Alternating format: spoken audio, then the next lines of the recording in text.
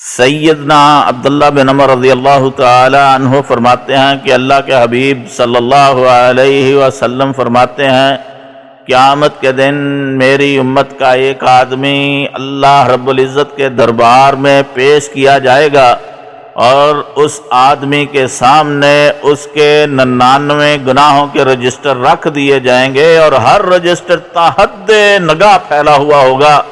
رب کائنات فرمائیں گے کہ اے میرے بندے کیا تو اس کا انکار کرتا ہے؟ وہ کہے گا نہیں یا اللہ میں اس کا انکاری نہیں ہوں۔ کہا جائے گا کہ اچھا ایسا تو نہیں کہ میرے فرشتوں نے تیرے پہ کہیں ظلم کیا ہو؟ کہے گا کہ نہیں جو کچھ لکھا ہوا ہے سب کچھ صحیح ہے۔ پھر کہا جائے گا کیا تو اس کا تیرے پاس کوئی عذر ہے؟ وہ انکار کر دے گا کہ یا اللہ میرے پاس کوئی عذر بھی نہیں ہے۔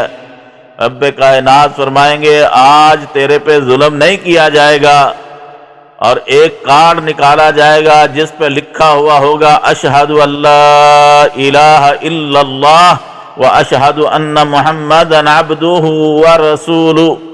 وہ کہے گا کہ یا اللہ کہاں یہ 99 رجسٹر تا حد نگاہ پھیلے ہوئے ہیں اور کہاں یہ ایک چھوٹا سا بطاقہ، ایک چھوٹا سا کارڈ۔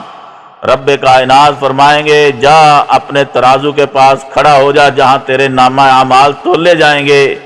اس کے 99 رجسٹر ایک طرف رکھ دیے جاتے ہیں اور وہ ایک کارڈ جس پہ اشہد اللہ الہ الا اللہ و اشہد ان محمدا عبدہ ورسولہ لکھا ہوا ہے وہ دوسرے پلڑے میں رکھ دیا جائے گا۔